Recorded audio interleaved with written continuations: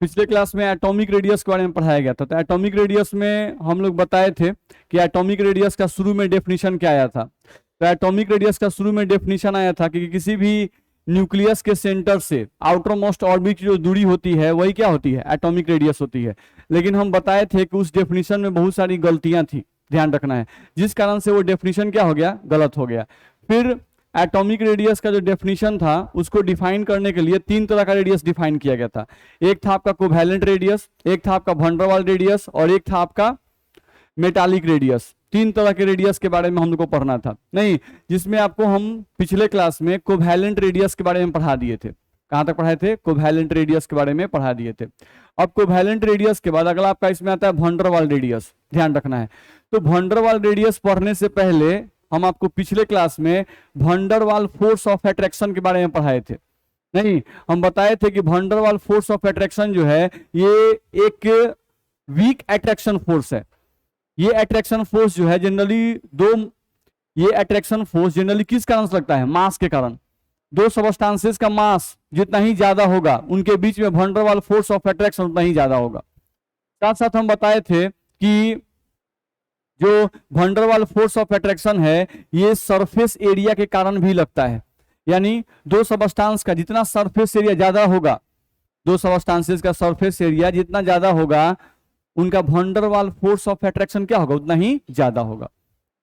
ये पॉइंट हम बताए थे कि नहीं बताए थे, बताए थे। चलिए, तो उसी के आधार पर अगर देखा जाए तो हम लोग को पढ़ना है वैन डर वाल रेडियस। सबसे पहला दिमाग में ये बात रखना है, यहां बात मत कीजिए आप लोग। अगर बात कीजिएगा तो दोनों आदमी को हम क्लास से बाहर निकाल देंगे, ध्यान रखिएगा, ठीक है। जो लोग को भी बात करना है वो लोग क्लास में मत बैठिए, वो लोग बाहर, बगल वाला क्लास खाली है, उसके बगल में उधर जगह खाली है, जाकर वहां उधर बैठ के बात कीजिए। ध्यान रखना है, अगर देख लिए सब बात करते हुए अपने मन से उठ के चल जाइएगा, ध्यान रखिएगा। पढ़ने आए हैं तो पढ़ाई कीजिए, नहीं तो क्लास से बाहर निकलिए। चलिए, वैन डर वाल रेडियस जो है इसके बारे में पढ़े हम लोग। यहां से क्या कर रहा है, बोल रहा है कि this radius is defined by two ways. ये जो रेडियस है वो दो तरीके से हम लोग डिफाइन करते हैं वैन डर वाल रेडियस को, ठीक है। पहले method one, in case of atoms, atom के केस में वैन डर वाल रेडियस को कैसे डिफाइन करते हैं वो बताया गया है, ध्यान रखना है। तो ध्यान से पहले समझ लेते हैं। देखो तो अगर ध्यान दिया जाए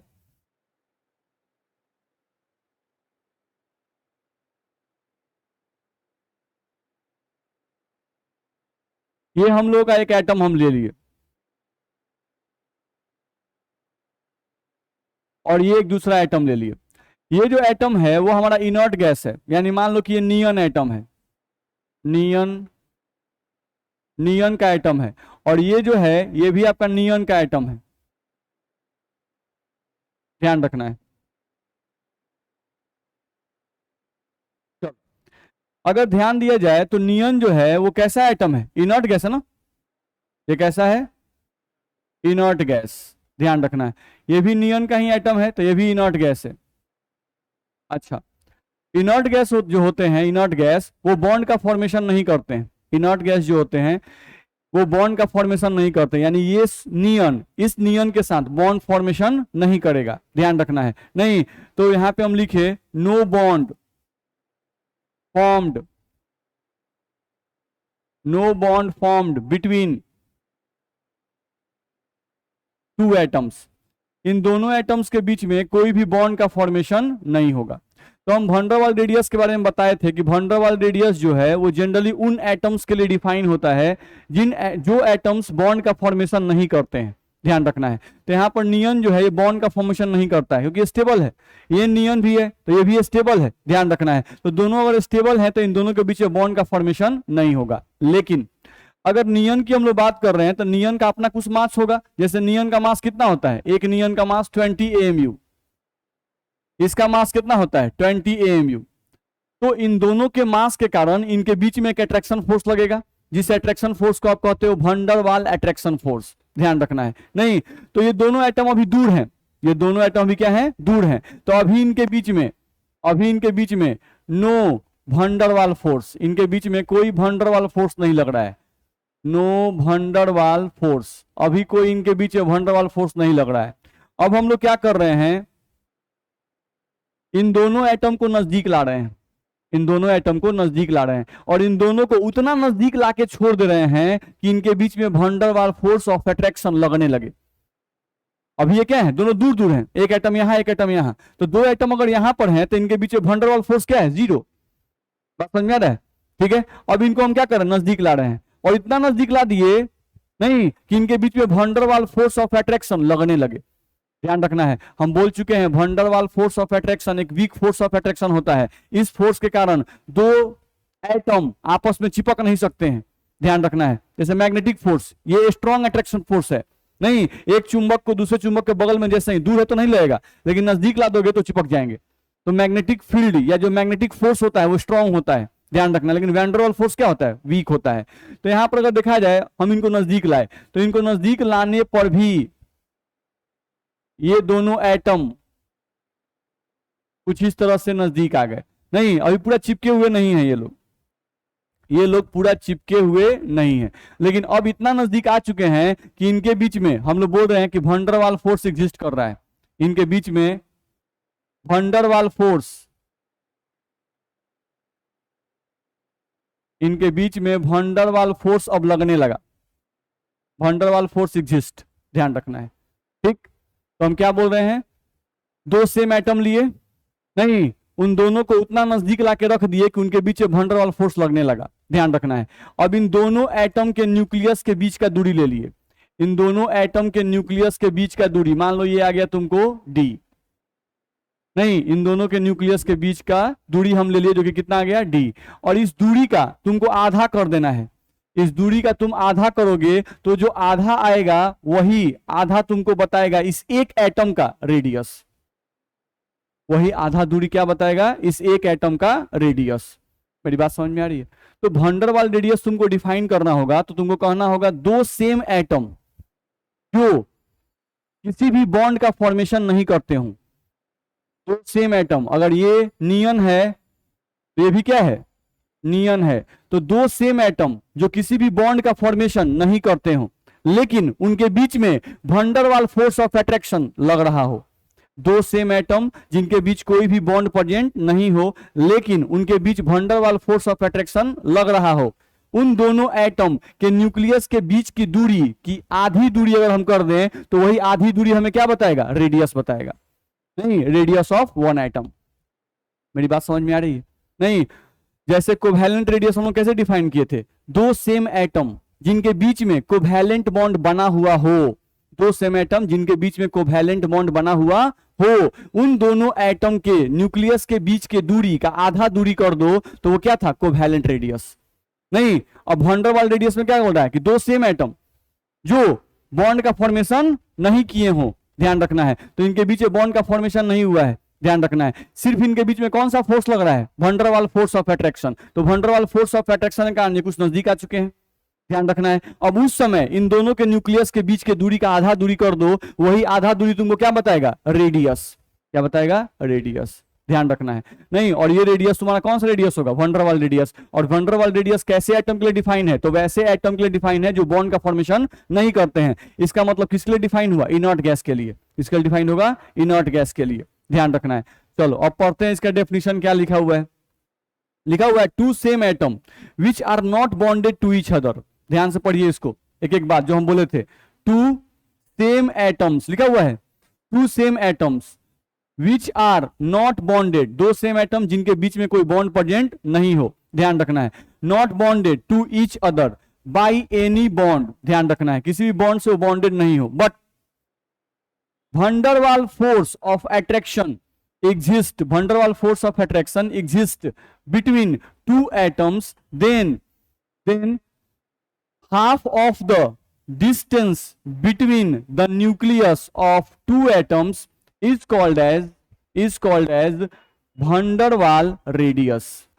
लिखा हुआ है, नहीं, two same atom which are not bonded to each other by any bond but van der Waals force of attraction exists between the two atoms, then half of the distance between the nucleus of two atoms is called as van der Waals radius। ध्यान रहेगा? नहीं, तो ये point हम लोग को ध्यान रखना है। और ये डिफाइन किसके लिए होगा, generally defined for inert gases, क्योंकि पीरियोडिक टेबल में आपके इनर्ट गैसेस ही ऐसे एटम हैं जो जनरली बॉन्ड का फॉर्मेशन नहीं करते हैं, ध्यान रखना है। ठीक, चलो अब आगे बढ़ जाओ। लिखा भी हुआ है शायद, van der Waals radius generally defined for inert gases because inert gases do not form bond, क्योंकि inert gases क्या करते हैं, बॉन्ड का फॉर्मेशन नहीं करते हैं, तो उन्हीं के लिए डिफाइन होगा। चलो अगले पॉइंट में आ जाए। यहां लिख रहा है xenon and krypton formed covalent bond. Xenon और क्रिप्टन जो है वो जनरली क्या बनाते हैं, कोवैलेंट बॉन्ड का फॉर्मेशन भी करते हैं, किसके साथ, विथ फ्लोरीन एंड ऑक्सीजन, ध्यान रखना है। नहीं, इनर्ट गैसेज में अगर हम लोग ध्यान दें, देखो तो अगर हम लोग बात करते हैं इनर्ट गैस की, तो इनर्ट गैस इसका मतलब 8A, और 8A में कौन है, हीलियम, नियन, आर्गन, क्रिप्टन, जेनन और कौन, रेडन, यही आपको दिया गया है। अब इसमें तुम अगर ध्यान दोगे तो तुम्हारा हीलियम, नियन, आर्गन, ये तीनों जो हैं ये कंप्लीटली इनर्ट हैं, कंप्लीटली इनर्ट हैं। तो कंप्लीटली इनर्ट का मतलब होता है कि ये ऐसे एटम हैं जो बॉन्ड का फॉर्मेशन नहीं करते हैं, ध्यान रखना है। लेकिन और ये जो रेडन है ये तुम्हारा क्या है, इस तरह से किसको रिप्रेजेंट करते हैं, रेडियो एक्टिव एलिमेंट। तो ये जो तुम्हारा है वो रेडियो एक्टिव एलिमेंट है, ध्यान रखना है, ठीक है। और इसमें क्रिप्टन और जेनन जो हैं इनको नोबल कहा जाता है, नोबल गैस। तो नोबल गैस का मतलब होता है, देखो इनको क्या लिखा है, कंप्लीटली इनर्ट, यानी ये किसी से भी बॉन्ड नहीं बनाएंगे। इनको क्या लिखा गया, नोबल गैस। तो नोबल गैस का मतलब क्या होता है, स्लाइटली रिएक्टिव, पहले हम बता चुके हैं। इसका मतलब होता है स्लाइटली रिएक्टिव, यानी इनर्ट गैसेज में ग्रुप 8A में ये सिर्फ क्रिप्टन और जेनन जो हैं ये आपके क्या है, स्लाइटली रिएक्टिव हैं। और ये क्रिप्टन और जेनन जनरली किससे रिएक्शन करते हैं, फ्लोरीन एंड ऑक्सीजन से, ध्यान रखना है। जनरली फ्लोरीन और ऑक्सीजन से ये लोग जो हैं ये हम लोग का रिएक्शन करते हैं, ध्यान रखना है। चलो तो यहां से हम लोग को ये समझ में आ गया। अब देखो तो हम लोग को देखा है तो क्या लिख रहा है इसी में, क्रिप्टन और जेनन जो हैं ये बॉन्ड का फॉर्मेशन करते हैं किसके साथ, फ्लोरीन और ऑक्सीजन के साथ, और किसी के साथ नहीं, सिर्फ किसके साथ, फ्लोरीन और ऑक्सीजन के साथ। इसीलिए क्या लिखा गया है, स्लाइटली रिएक्टिव। अगर ये हाईली रिएक्टिव होते तब तो पीरियोडिक टेबल में बहुत लोगों से रिएक्शन करते, लेकिन इनके लिए बोल दिया कि only reaction with fluorine and oxygen, ध्यान रखना है। तो क्रिप्टन और जेनन जो हैं ये कोवैलेंट बॉन्ड का भी फॉर्मेशन कर सकते हैं, किसके साथ, फ्लोरीन और ऑक्सीजन के साथ, ध्यान रखना है। तो अब जब ये कोवैलेंट बॉन्ड बनाएंगे क्रिप्टन और जेनन तो इनके लिए कोवैलेंट रेडियस डिफाइन होगा नहीं, और जब ये लोग बॉन्ड का फॉर्मेशन नहीं करेंगे उस समय इनके लिए डिफाइन होगा van der Waals रेडियस। क्या डिफाइन होगा, van der Waals रेडियस। तो कोई भी बोलता है कि ठीक है van der Waals रेडियस बताओ बाबू पीरियोडिक टेबल में किसके लिए डिफाइन है, तो इनर्ट गैसेस के लिए डिफाइन है, पहला बात। अच्छा, इनर्ट गैस में जितने भी एलिमेंट हैं इन सभी के लिए van der Waals radius define है, तो हाँ सबके लिए डिफाइन है नहीं, लेकिन क्रिप्टन और जेनन जो हैं इनके लिए कोवैलेंट रेडियस भी डिफाइन है। क्यों डिफाइन है भाई, क्योंकि ये लोग नोबल गैस हैं, ये स्लाइटली रिएक्टिव होते हैं, किसके साथ रिएक्शन करते हैं, तो ये रिएक्शन करते हैं फ्लोरीन और ऑक्सीजन के साथ। तो जिस समय ये कोवैलेंट बॉन्ड बनाएंगे सिर्फ ये दोनों, उस समय इनके लिए कोवैलेंट रेडियस डिफाइन होगा नहीं, बाकी सबके लिए कौन सा रेडियस डिफाइन होगा, van der Waals radius.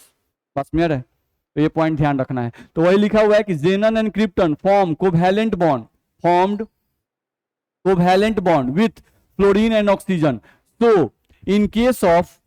So in case of xenon and krypton, sometime van der Waals radius is defined, नहीं, and sometimes covalent radius is defined। तो वो डिपेंड करता है नहीं कि आप किस केस में निकाल रहे हो, ध्यान रखना है। अगर ये लोग कोवैलेंट बॉन्ड बनाने वाले फॉर्म में हो तो कोवैलेंट रेडियस डिफाइन करो, और जिस समय ये बॉन्ड का फॉर्मेशन नहीं करेंगे उस समय van der Waals radius define करो।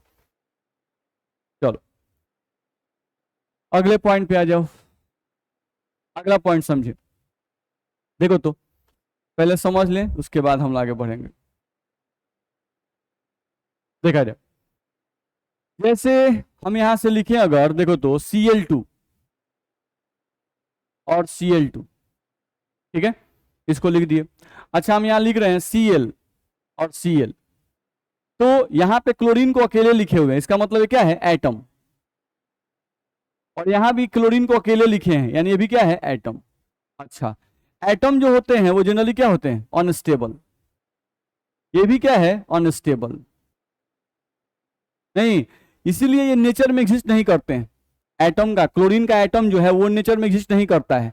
ये क्लोरीन और क्लोरीन आपस में रिएक्शन करते हैं और रिएक्शन करके क्या बनाते हैं, Cl2।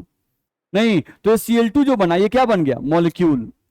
तो जो मॉलिक्यूल होते हैं ये नेचर में एग्जिस्ट करते हैं, और जो लोग नेचर में एग्जिस्ट करते हैं वो जनरली क्या होते हैं, स्टेबल। मेरी बात समझ में आ रही है?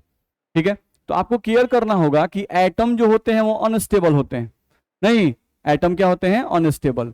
ठीक, ये अपने आप को स्टेबल करने के लिए ही, एटम जो होते हैं वो अनस्टेबल होते हैं, अपने आप को स्टेबल करने के लिए क्या करते हैं, आपस में बॉन्ड का फॉर्मेशन करते हैं ताकि ये स्ट्रांग हो सके। नहीं, और जब ये बॉन्ड बना लेते हैं Cl2 तो ये नेचर में एग्जिस्ट करने लगते हैं, तो ये क्या है, अभी स्टेबल है। Cl2 क्या है, स्टेबल। अच्छा, अब देखो तो हम यहाँ Cl2 लिखे हैं, तो Cl2 स्टेबल क्या अनस्टेबल, स्टेबल। ये Cl2 स्टेबल क्या अनस्टेबल, स्टेबल। इसका मतलब हुआ कि अगर हम बोल रहे हैं कि अच्छा यहां पर क्लोरीन और क्लोरीन के बीच में रिएक्शन करके Cl2 बन जाता है। अच्छा ये बताओ कि हम यहां पर Cl2 प्लस Cl2 में रिएक्शन करके Cl4 बना दें, नहीं बना सकते हैं। ध्यान रखना, ये बनाना क्या है, गलत है। क्यों, ये स्टेबल है भाई, ये स्टेबल है, तो स्टेबल चीजें आपस में रिएक्शन नहीं करती हैं। रिएक्शन कौन करता है, अनस्टेबल चीजें। ये अनस्टेबल था तो रिएक्शन करके स्टेबल हो चुका है, तो ये रिएक्शन नहीं करेगा। तो Cl2 प्लस Cl2 आप लिखिएगा तो रिएक्शन करके Cl4 बना दें, नहीं, गलत है, ध्यान रखना है। तो Cl2 स्टेबल, Cl2 स्टेबल, ध्यान रखना है। अब ध्यान समझो, ये स्टेबल है, ये स्टेबल है, इनके बीच में हम लोग को देखा जाए तो बॉन्ड का फॉर्मेशन नहीं होगा। No bond is formed, no bond is formed between Cl2 and Cl2 molecule. Cl2 और Cl2 मॉलिक्यूल के बीच में कोई बॉन्ड का फॉर्मेशन नहीं होगा। अच्छा, फर्स्ट पॉइंट समझ में आया। लेकिन अगर समझो तो एक क्लोरीन का मास कितना होता है, 35.5। नहीं, तो दो क्लोरीन का मास कितना होगा, 71। तो इसका मास कितना है, 71 AMU। इसका मास भी कितना है, 71 AMU। अच्छा, नहीं तो यहां पर देखा जाए तो इन दोनों क्लोरीन के बीच में मास के कारण एक फोर्स ऑफ अट्रैक्शन लगेगा, जिसे क्या कहेंगे, वंडरवाल फोर्स ऑफ अट्रैक्शन। नहीं, तो यहां पर हम बोल रहे हैं कि a force of attraction, a force of attraction exist, a force of attraction exist between Cl2 and Cl2 due to its mass, due to its mass. तो मास के कारण जो फोर्स ऑफ अट्रैक्शन लगता है उसको क्या कहते हैं, विच इज कॉल्ड एज क्या कहें, वंडरवाल फोर्स।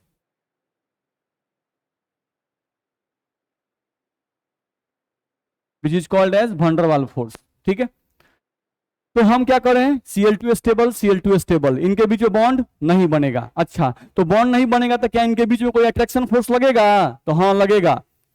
मास के कारण एक अट्रैक्शन फोर्स लगता है, उस अट्रैक्शन फोर्स को क्या कहते हैं, वंडरवाल अट्रैक्शन फोर्स। तो वही लिखे हैं, a force of attraction exist between Cl2 and Cl2 due to its mass which is called as van der Waals force. नहीं, तो इनके बीच में मास के कारण एक फोर्स ऑफ अट्रैक्शन लगेगा जिसको हम लोग क्या कहेंगे, वंडरवाल फोर्स। इतना में दिक्कत। अच्छा, इनके बीच में बोलिए, कुछ बोलना चाहते हैं, आगे बढ़े ना। चले, तो इनके बीच वंडरवाल फोर्स लग रहा है, तो कभी कभी ऐसा कह देगा कि क्लोरीन का वंडरवाल रेडियस निकालो। क्या बोल देगा, नहीं, हम लोग को बोलेगा, कभी कभी क्वेश्चन दे देगा। क्या क्वेश्चन देगा, find the van der Waals radius, VWR, van der Waals radius of chlorine atom. ये बोल दिया, नहीं, अच्छा क्लोरीन एटम का वंडरवाल रेडियस बोल दिया, लेकिन क्लोरीन के बारे में सर पढ़ाए हैं कि क्लोरीन क्या है, नॉन मेटल है। क्लोरीन क्या है, नॉन मेटल है, और नॉन मेटल के लिए हम लोग कौन सा रेडियस पढ़े हैं, नॉन मेटल के लिए हम लोग कौन सा रेडियस पढ़े हैं, कोवैलेंट रेडियस। नहीं, तो सर बोल रहे हैं कि नॉन मेटल के लिए कोवैलेंट रेडियस पढ़े हुए हैं, और सर यहां पर क्लोरीन एटम का वंडरवाल रेडियस पूछ रहे हैं, ये कैसे निकलेगा भाई। नहीं, मेरी बात समझ में आ रही है, नहीं तो देखो तो कैसे निकलेगा, समझो अब इसको। देखो यहां पर ध्यान से, इस फिगर को ध्यान से देखो, ये देखो क्या लिखा हुआ है, Cl बॉन्ड Cl, तो Cl बॉन्ड Cl का मतलब क्या लिखा हुआ है, Cl2। नहीं, तो Cl2 का दो एटम, ये एक क्लोरीन का एटम हो गया, ये दूसरे क्लोरीन का एटम हो गया, दिक्कत है नहीं। और इन दोनों के बीच में देखो यहाँ बॉन्ड खींचा गया है, तो ये जो बॉन्ड खींचा हुआ है बॉन्ड कौन सा बॉन्ड है, कोवैलेंट बॉन्ड। ये कौन सा बॉन्ड है, कोवैलेंट बॉन्ड। सिर्फ इस फिगर को ध्यान से देखो, ये एक क्लोरीन हो गया, ये पहला क्लोरीन हो गया और ये दूसरा क्लोरीन हो गया, इन दोनों के बीच में कौन सा बॉन्ड प्रेजेंट है, कोवैलेंट बॉन्ड। चलो इसके न्यूक्लियस और इसके न्यूक्लियस के बीच का दूरी तुमको दिया हुआ है कितना, 198 पिकोमीटर। चलो ये कोवैलेंट बॉन्ड है, इस कोवैलेंट बॉन्ड का अगर आधा कर दें, इस कोवैलेंट बॉन्ड का अगर आधा कर दें तो हमको इस एक एटम का रेडियस निकल जाएगा।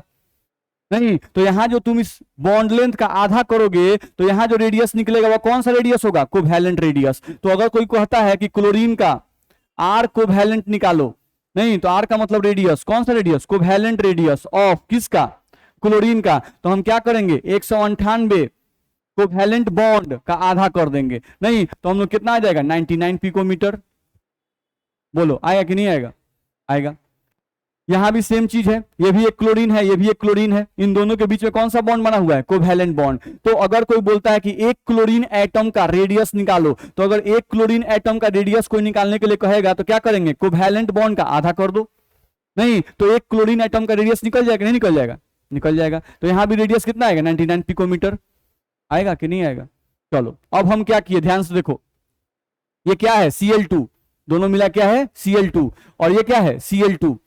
चलो इस Cl2 के बीच में, इस Cl2 के बीच में क्या बॉन्ड बनेगा, नहीं बनेगा। लेकिन इसका अपना कुछ मास है, इसका अपना कुछ मास है, नहीं तो इस मास के कारण इनके बीच में वैन डर वाल फोर्स लगेगा कि नहीं लगेगा, लगेगा। तो हम इन दोनों Cl2 को इतना नजदीक ला दिए कि इनके बीच में वैन डर वाल फोर्स लगने लगा।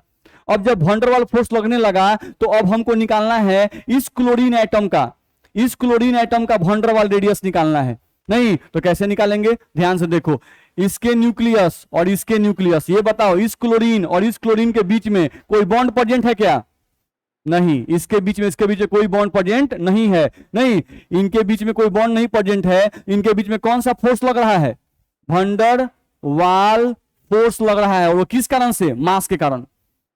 मेरी बात समझ में आ रही है, नहीं तो मास के कारण इनके बीच वैन डर वाल फोर्स लग रहा है। जब इनके बीच वैन डर वाल फोर्स लग रहा है तो इन दोनों के न्यूक्लियस के बीच का दूरी ले लो और उस दूरी का आधा कर दो। नहीं, आधा करोगे तो तुमको एक क्लोरीन एटम का वैन डर वाल रेडियस निकल जाएगा।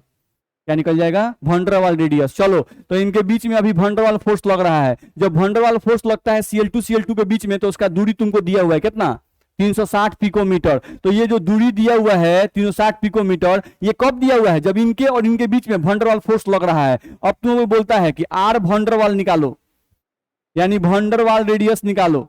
तो वैन डर वाल रेडियस निकालने के लिए हम क्या करेंगे, 360 डिवाइडेड बाई 2, कितना आ जाएगा, 180 पिकोमीटर। बोलो मेरी बात समझ में आ रही है। नहीं तो हमको ध्यान रखना है कि जो नॉन मेटल है क्लोरीन, नहीं इसके लिए कोवैलेंट रेडियस भी डिफाइन है। नहीं तो कोवैलेंट रेडियस कैसे निकालेंगे, अगर क्लोरीन का कोवैलेंट रेडियस निकालना कैसे निकालेंगे, हम लोग Cl2 को लेंगे, क्या लेंगे, एक Cl2 को लेंगे। नहीं, जिनके बीच में कोवैलेंट बॉन्ड बना हुआ हो, और उस कोवैलेंट बॉन्ड का आधा कर देंगे तो कोवैलेंट रेडियस निकल जाएगा।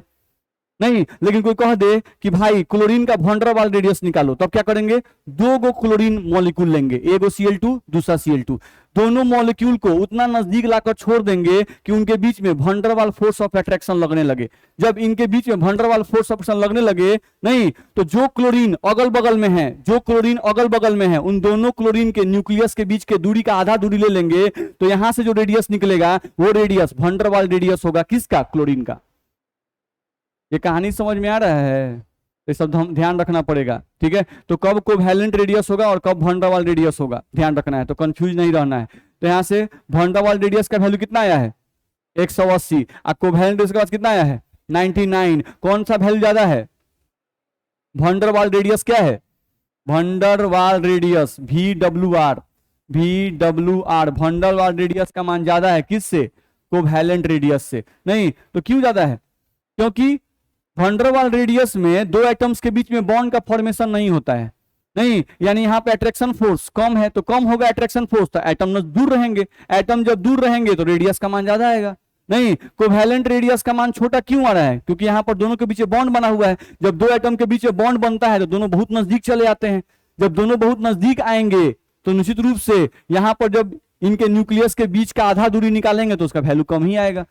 मेरी बात समझ आ रही है? तो कोवैलेंट बॉन्ड में एटम्स के बीच में अट्रैक्शन फोर्स ज्यादा होता है, इसलिए इसके रेडियस का मान, कोवैलेंट रेडियस का मान कम होता है। वैन डर वाल रेडियस का मान ज्यादा क्यों होता है? क्योंकि इस केस में दोनों एटम्स के बीच में अट्रैक्शन फोर्स बहुत कम होता है। अट्रैक्शन फोर्स कम होगा तो एटम्स के बीच की दूरी ज्यादा होगी, दूरी ज्यादा होगी तो वैन डर वाल रेडियस का मान ज्यादा आएगा ही आएगा। किसी को कोई क्वेश्चन है? जो भी मन में कोई क्वेश्चन उठे तो अपना पूछते चलना है। चलिए अब पढ़ते हैं, तो मॉलिक्यूल के केस में कैसे डिफाइन होगा। नहीं तो हम लोग डेफिनेशन अब पढ़ते हैं, क्या लिख रहा है देखो। तो अगर तो क्या लिख रहा है? टू सेम मॉलिक्यूल्स, क्या लिख रहा है? Two same molecules in which van der Waals force exist. ध्यान रखना है, दो सेम मॉलिक्यूल लिए Cl2 Cl2, इनके बीच में क्या लग रहा है? वैन डर वाल फोर्स लग रहा है। And when two same atoms are adjacently placed, two same atom, एक क्लोरीन एटम दूसरा क्लोरीन एटम अगल बगल में प्रेजेंट थे, ध्यान रखना है, to each other, then half of the distance between the nucleus of the two atoms is called as van der Waal radius। नहीं तो दो जो एटम अगल बगल में प्रेजेंट हैं उन दोनों न्यूक्लियस के दूरी का आधा दूरी कर दो, तुमको क्या निकल जाएगा? वैन डर वाल रेडियस निकल जाएगा। कंडीशन क्या है? कि दोनों मॉलिक्यूल सेम होना चाहिए और उन दोनों के बीच में वैन डर वाल फोर्स लगना चाहिए, ध्यान रखना है। ठीक, चलो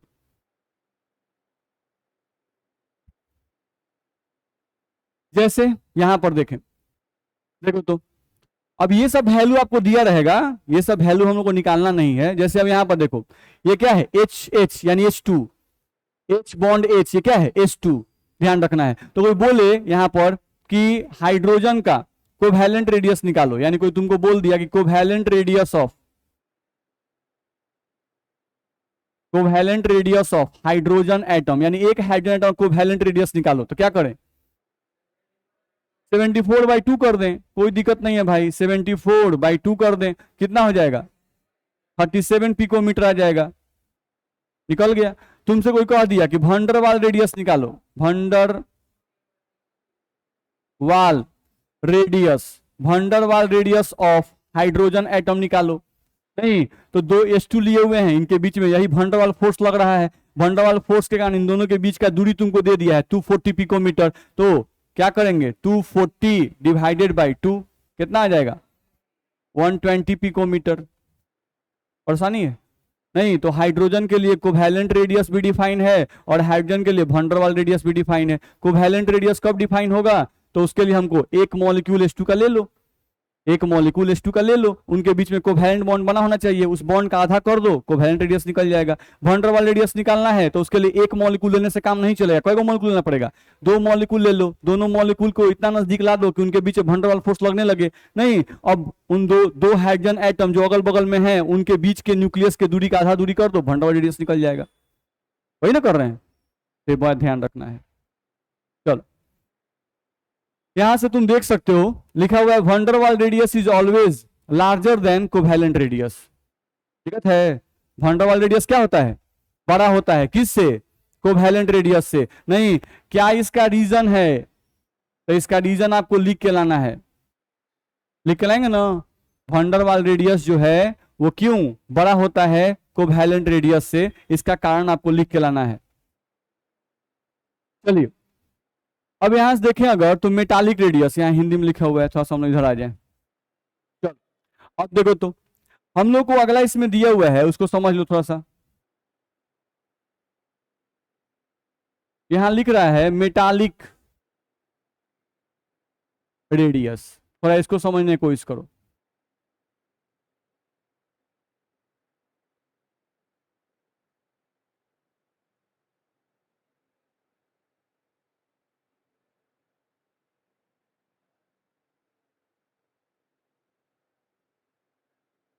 समझो तो मेटालिक रेडियस, तो इसके नाम से ही नहीं लग रहा है मेटालिक रेडियस। अच्छा, मेटालिक रेडियस किसके लिए डिफाइन होगा?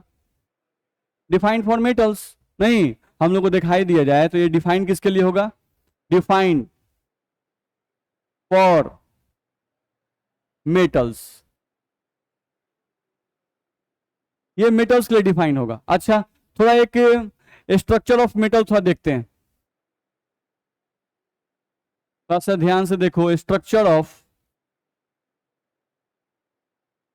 मेटल हम देखना चाहते हैं। जैसे मान लो हम सोडियम का एक प्लेट लेते हैं, सोडियम प्लेट।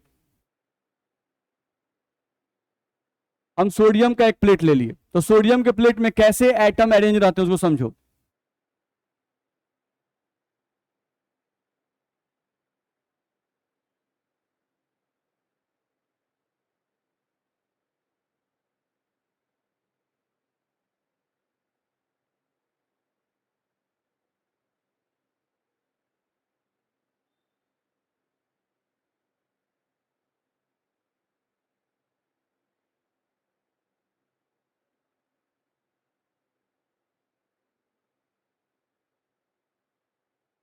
ये मान लो कि एक सोडियम का तुम प्लेट ले लिए, ध्यान रखना है। सोडियम का एक प्लेट तुम लिए, ध्यान रखना है। तो सोडियम के प्लेट कौन चीज से बने होंगे? सोडियम से बने होंगे। तो उसमें सोडियम है, देखो Na प्लस, और उसके बगल में क्या लिखा है? इलेक्ट्रॉन। Na प्लस, एक इलेक्ट्रॉन। ये इलेक्ट्रॉन अगर देखें तो इलेक्ट्रॉन कौन सा है? जैसे सोडियम का तुम कॉन्फ़िगरेशन लिखते हो, सोडियम का एटॉमिक नंबर 11, कॉन्फ़िगरेशन लिखते हो तो 1s2, 2s2, 2p6 और 3s1। देखो इसके आउटर मोस्ट ऑर्बिट में कितना इलेक्ट्रॉन है? एक इलेक्ट्रॉन। तो ये जो इलेक्ट्रॉन है, ये इलेक्ट्रॉन जो सोडियम का एक इलेक्ट्रॉन है आउटर मोस्ट ऑर्बिट में, ये इलेक्ट्रॉन फ्री रहता है, फ्री टू मूव। ये इलेक्ट्रॉन इस प्लेट में फ्रीली मूव करता है, ध्यान रखना। इसीलिए मेटल्स जो होते हैं वो इलेक्ट्रिसिटी के गुड कंडक्टर होते हैं। वो क्या होते हैं? Good conductor. क्यों? क्योंकि मेटल्स के पास फ्री इलेक्ट्रॉन्स होते हैं। तो कौन से इलेक्ट्रॉन फ्री होते हैं? नहीं, एटम के आउटर मोस्ट ऑर्बिट के इलेक्ट्रॉन्स। जो मेटल होता है उसके मेटल के आउटर मोस्ट ऑर्बिट के इलेक्ट्रॉन क्या होते हैं? फ्री होते हैं, इजिली वो मूव करते हैं। तो मूव करने का मतलब ये इलेक्ट्रॉन घूम के यहां जाएगा, तो जैसे ही यहां आएगा ये यहां पहुंचेगा, जैसे ही यहां पहुंचा ये यहां पहुंचेगा, जैसे ही यहां पहुंचेगा ये यहां पहुंचेगा, जैसे ही ये यहां पहुंचेगा ये यहां से यहां पहुंचेगा, फिर ये यहां जाएगा, फिर ये यहां जाएगा, फिर यही कहानी चलता रहेगा। मेरी बात समझ में आ रही है? नहीं, लेकिन ये जो मूवमेंट होता है ये रैंडम होता है। रैंडम का मतलब हुआ कि कोई जरूरी नहीं है कि ये इधर गया तो इधर गया। हो सकता है कि ये वाला इधर गया होगा, तो इधर ये अपने में एक्सचेंज कर रहे होंगे। बात मेरा, ये रैंडम मोशन का चलते रहता है, ध्यान रखना है। कोई इलेक्ट्रॉन इधर से इधर गया तो कोई इधर से इधर आया, कोई नीचे से ऊपर गया तो कोई ऊपर से नीचे आया, ध्यान रखना। इस तरह से ये मोशन करते रहते हैं, रैंडम मोशन, ध्यान रखना है, ठीक है। रैंडम मोशन के कारण ही जो मेटल होते हैं, मेटल रैंडम मोशन के कारण जो मेटल होते हैं, नहीं उसमें आपको करंट फील नहीं होता है। करंट मेटल में कब लगता है? जब उसको हम किसी वायर से टच करते हैं, जब उसमें करंट इलेक्ट्रिक फील्ड उत्पन्न करते हैं तब ना करंट लगता है जी। कैसे लोहा का रड उठा ले तो करंट लग जाता है क्या? लोहा के रड में ऐसे करंट नहीं लगता है, लेकिन उस समय भी उसमें इलेक्ट्रॉन फ्लो कर रहे हैं, उस समय भी उसमें इलेक्ट्रॉन फ्लो कर रहा है, लेकिन आपको करंट नहीं लगता है। क्यों नहीं करंट लगता है? Due to the random motion of electron. Electron के मोशन का कोई डायरेक्शन ही नहीं रहता है, ध्यान रखना है। देख रहे हो, एक इलेक्ट्रॉन इधर गया तो इस इलेक्ट्रॉन के कारण इधर जो इफेक्ट उत्पन्न हुआ, इधर जो प्रभाव उत्पन्न हुआ, उस प्रभाव को ये क्या कर दिया? कैंसिल कर दिया। ये इलेक्ट्रॉन ऊपर गया तो वो नीचे आ गया, नहीं ये इलेक्ट्रॉन जो करंट उत्पन्न किया उसको ये कैंसिल कर दिया। मेरी बात समझ में आ रही है? नहीं, तो मेटल में जब तक आप इलेक्ट्रिक फील्ड उत्पन्न नहीं करते हो तब तक मेटल क्या होते हैं? बैड कंडक्टर है। तब तक क्या है? वो बैड कंडक्टर है, उसमें कोई करंट नहीं फ्लो कर रहा है। लेकिन जैसे ही उसमें एक तार सटा दीजिए, अब तो हाथ लगाइए, आपको करंट महसूस होता है। तो करंट क्यों महसूस होता है? क्योंकि जैसे ही आप इलेक्ट्रिक फील्ड लगाते हो सारे इलेक्ट्रॉन एक डायरेक्शन में फ्लो करने लगते हैं। जब सारे इलेक्ट्रॉन एक डायरेक्शन में फ्लो करेंगे तो आपको झटका लगेगा। जैसे मार्केट में चल रहे हैं तो मार्केट में बहुत भीड़ है, नहीं लेकिन किसी से किसी को धक्का नहीं लग रहा है, काहे? क्योंकि सब रैंडम चल रहे हैं, कोई आगे जा रहा है, कोई पीछे आ रहा है, कोई इधर जा रहा है, कोई इधर जा रहा है, सब अपना कट के निकल रहे हैं, नहीं। लेकिन एक तरफ से कोई चिल्ला दे नहीं कि इधर बम रखा हुआ है, तो सारा भीड़ मूव करेगा और एक तरफ भागने लगेगा। तो सारा भीड़ अगर एक तरफ भागने लगेगा और आप बीच में खड़ा हो जाइए, आपको झटका महसूस होगा कि नहीं होगा? होगा। बस मेरा है। तो सेम कहानी यहां भी तो है कि जब इलेक्ट्रॉन रैंडमली मोशन करेंगे तो उस समय आपको झटका नहीं लगेगा, लेकिन जब इलेक्ट्रॉन सभी एक डायरेक्शन मूव करने लगेंगे तो आपको झटका लगेगा। तो ये बात दिमाग में रखिएगा। दूसरा बात, मेटल जो होते हैं वो चमकते हैं कि नहीं चमकते हैं? चमकते हैं। मेटल का गुण ही है लस्टर, ध्यान रखना है, चमक, ध्यान रखना है। तो मेटल क्यों चमकते हैं? मेटल क्यों चमकते हैं? मेटल चमकते हैं, क्यों चमकते हैं? Because they are not lazy. उनके इलेक्ट्रॉन्स मूव करते रहते हैं, उनके इलेक्ट्रॉन्स जो हैं वो ऑलवेज क्या करते रहते हैं, मूव करते रहते हैं। तो उनके इलेक्ट्रॉन्स के मूवमेंट के कारण उनमें लश्चर रहता है, ध्यान रखना है। जैसे स्टूडेंट कौन चमकता है, जो एक्टिव रहता है, थोड़ा मेहनत करता है, पढ़ता है, नहीं उसमें लश्चर रहता है, बस में रहे। और जो गधा है, जो नॉन मेटल है, नहीं ध्यान रखना है, उसमें लश्चर नहीं होता है। तो नॉन मेटल्स के इलेक्ट्रॉन फ्री नहीं रहते हैं, ध्यान रखना है। नॉन मेटल्स के जो इलेक्ट्रॉन होते हैं वो फ्री नहीं रहते हैं, इसलिए उसमें लश्चर नहीं होता है। चलो इतना में दिक्कत है। अब ये हो गया मेटल के प्लेट का अरेंजमेंट। अब इसको ध्यान समझो, यहां से हम क्या किए, इनको बाहर निकाल रहे हैं, ध्यान से देखो। Na+, एक इलेक्ट्रॉन Na+। अब ध्यान समझो, यहां से तुम अगर ध्यान से देखो तो ये Na+ यानी सोडियम का एटम है, ये हो गया एक सोडियम, और यहां पर इलेक्ट्रॉन है, फिर यहां पर हो गया एक सोडियम, यहां पर इनके बीच में एक इलेक्ट्रॉन है। तो यहां पर इनके बीच में जो इलेक्ट्रॉन है उसको ध्यान से देखो, ये Na+, इस पे प्लस चार्ज है, इस पर भी प्लस चार्ज है, इलेक्ट्रॉन पे माइनस चार्ज है। तो ये Na+ इस इलेक्ट्रॉन को खींचेगा, नहीं खींचेगा, खींचेगा। ये Na+ इस इलेक्ट्रॉन को खींचेगा, खींचेगा कि नहीं खींचेगा, खींचेगा। तो ये इलेक्ट्रॉन इस इलेक्ट्रॉन को ये भी खींच रहा है और इस इलेक्ट्रॉन को ये भी खींच रहा है। तो अगर दोनों एक इलेक्ट्रॉन को खींचेंगे तो इस इलेक्ट्रॉन के कारण दोनों आपस में सटे रहेंगे, नहीं सटे रहेंगे, सटे रहेंगे। नहीं है, जैसे एक हड्डी है, आइए वो कुत्ता एक तरफ से पकड़ लिया, आइए वो कुत्ता एक तरफ से पकड़ लिया, बस में रहा है, और उसी एक हड्डी के कारण दोनों कुत्ता आपस में जुड़ गया है कि नहीं जुड़ गया है, जुड़ गया है। सेम यही हड्डी है और ये दोनों क्या है, कुत्ते हैं। तो ये दोनों कुत्ते इस हड्डी के कारण क्या हो गए, जुड़ गए हैं, ध्यान रखना है। ये चाहता है कि हम खींच ले, ये चाहता है कि हम खींच ले, और उसी कारण से दोनों चिपके हुए हैं आपस में। अगर ये इलेक्ट्रॉन नहीं रहता, सोचो अगर ये इलेक्ट्रॉन नहीं रहता तो इनके बीच में अट्रैक्शन की रिपल्सन, रिपल्सन बस में है। लेकिन इस इलेक्ट्रॉन के कारण दोनों Na+ आपस में चिपके हुए हैं, ध्यान रखना है। तो यहां पर ध्यान रखना, इलेक्ट्रॉन्स इस इलेक्ट्रॉन के कारण दोनों ये आपस में चिपके हुए हैं, नहीं तो इसी अट्रैक्शन फोर्स को क्या कहते हैं, मेटालिक बॉन्ड। इसी अट्रैक्शन फोर्स क्या कहते हैं, मेटालिक बॉन्ड। नहीं मेरा बात ध्यान समझना, यहां से हम लिखे मेटालिक बॉन्ड। तो जब भी हम बॉन्ड को लिखते हैं, ये बॉन्ड लिखते हैं, तो इस बॉन्ड का मतलब क्या होता है, अट्रैक्शन फोर्स। वो अट्रैक्शन फोर्स जिसके कारण एटम आपस में सट जाते हैं, वह अट्रैक्शन फोर्स जिस अट्रैक्शन फोर्स के कारण एटम्स आपस में चिपक जाते हैं, उसी अट्रैक्शन फोर्स को तो बॉन्ड कहते हैं, ध्यान रखना है। तो यहां पर इन दोनों एटम्स के बीच में इस इलेक्ट्रॉन के कारण अट्रैक्शन फोर्स लग रहा है कि नहीं लग रहा है, लग रहा है। नहीं तो इस अट्रैक्शन फोर्स का ही नाम क्या पड़ा, मेटालिक बॉन्ड, क्योंकि ये भी मेटल, ये भी मेटल। मेरी बात समझ में आ रही है। चलो अब ध्यान सुनो, ये जो पॉजिटिव आयंस हैं, ये जो पॉजिटिव आयंस हैं, इन पॉजिटिव आयंस को कर्नल्स कहा जाता है। क्या कहा जाता है, कर्नल्स, ध्यान रखना है। और यहां जो इलेक्ट्रॉन्स हैं, इन इलेक्ट्रॉन्स को इलेक्ट्रॉन सी कहा जाता है।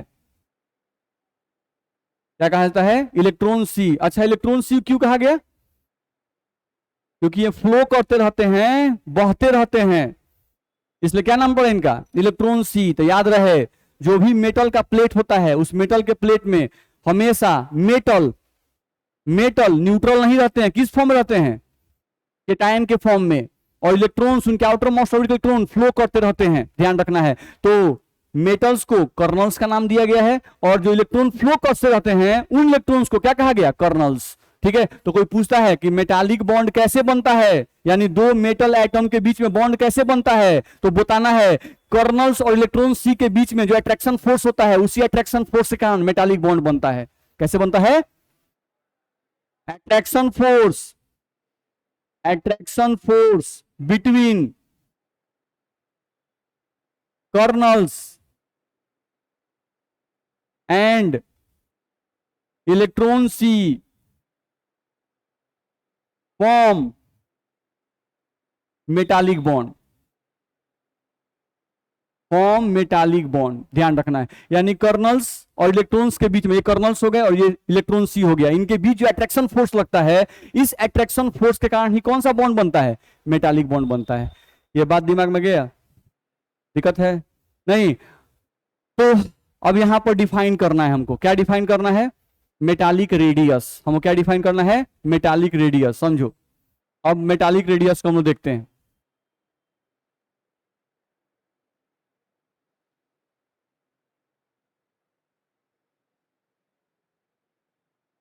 ध्यान समझो। अब हम मेटालिक रेडियस को डिफाइन करते हैं, तो हम क्या बोले इसमें, दो सेम मेटल, दो सेम मेटल नहीं जिनके बीच में मेटालिक बॉन्ड प्रेजेंट हो, जिनके बीच में क्या प्रेजेंट हो, मेटालिक बॉन्ड, कोवैलेंट बॉन्ड नहीं प्रेजेंट हो, वंडरवाल बॉन्ड नहीं प्रेजेंट हो, कौन सा bond, metallic bond. Metallic bond कैसे बनता है, नहीं कर्नल्स और इलेक्ट्रॉन सी के बीच जो अट्रैक्शन फोर्स लगता है उसके कारण से मेटालिक बॉन्ड बनता है।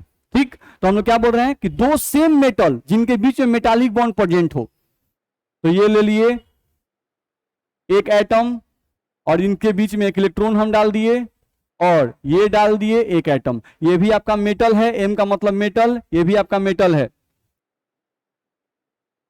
ये भी आपका मेटल है और ये भी आपका मेटल है, इनके बीच में मेटालिक बॉन्ड प्रेजेंट है। अब इन दोनों के न्यूक्लियस के बीच का दूरी ये आप ले लिए, ये कितना आ गया डी। अब इस दूरी का हमको क्या करना है, आधा दूरी लेना है, ध्यान रखना है, ये जो दूरी होगा वही एक मेटल का रेडियस हो जाएगा, वही एक मेटल क्या हो जाएगा, रेडियस, ध्यान रखना है। तो मेटालिक रेडियस का कोई डेफिनेशन पूछेगा तो हम लोग क्या कहेंगे, two same metals, two same metals in which metallic bond is present, two same metals in which metallic bond is present, then half the distance between the nucleus, then half the distance between the nucleus of two atom is called as metallic radius।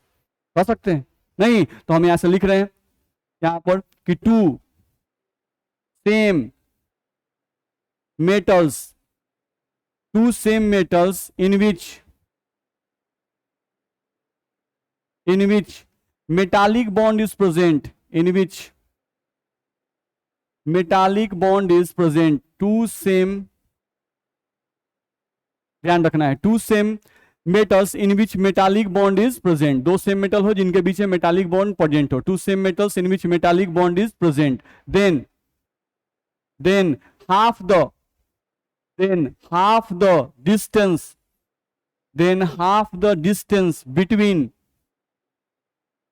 between the nucleus of two atoms, between the nucleus of two atoms is called as metallic radius। इसी को हम लोग क्या कहेंगे, metallic radius कहेंगे। बोलो इतना में दिक्कत है नहीं। अब तुमको ध्यान रखना होगा, यहां से एक बात हम लोग समझ ले, और नहीं अगर हम लोगों को देखा जाए तो हम लोग तीन तरह का रेडियस पढ़े, एक कोवैलेंट रेडियस, एक वंडरवाल रेडियस और एक हम लोग मेटालिक रेडियस, नहीं ठीक है।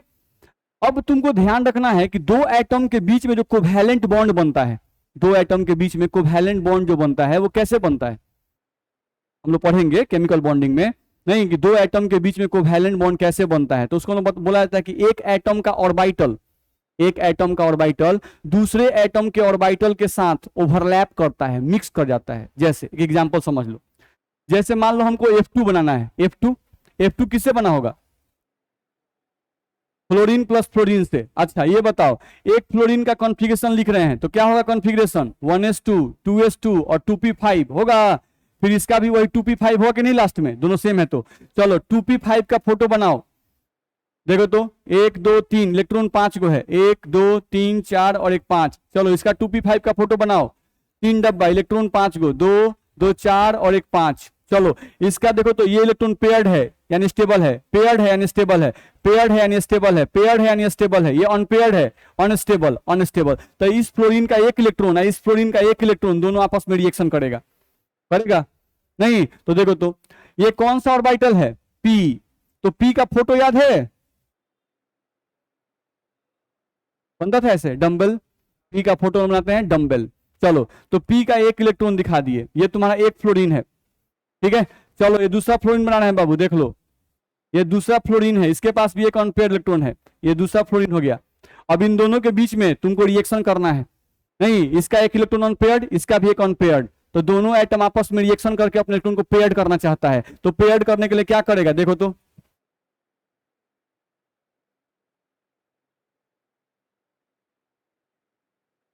इसी को शेयरिंग कहते हैं। क्या कहते हैं इसको, शेयरिंग। नहीं तो ये इसके साथ इंटर, इसका ऑर्बिटल दूसरे ऑर्बिटल में क्या हो गया, इंटर कर गया और बॉन्ड बन गया। मेरी बात समझ में आ रही है। अच्छा ये बताओ, कोवैलेंट बॉन्ड में एक एटम का ऑर्बिटल दूसरे एटम के ऑर्बिटल में ऐसे इंटर कर रहा है और इंटर करके तब बॉन्ड बना रहा है कोवैलेंट बॉन्ड, नहीं, यानी कोवैलेंट बॉन्ड जब बनता है तो दो एटम बहुत नजदीक चले आते हैं। क्या होता है? दो एटम बहुत नजदीक चले जाते हैं। अच्छा, मेटालिक बॉन्ड तुम बना रहे थे, थोड़ा सा हमको ध्यान से यहां बताओ, यहां पर एक एटम दूसरे एटम में पूरा इंटर कर गया है क्या? नहीं। तो यहां पर दूरी, न्यूक्लियस के बीच का दूरी क्या होगा? ज्यादा होगा?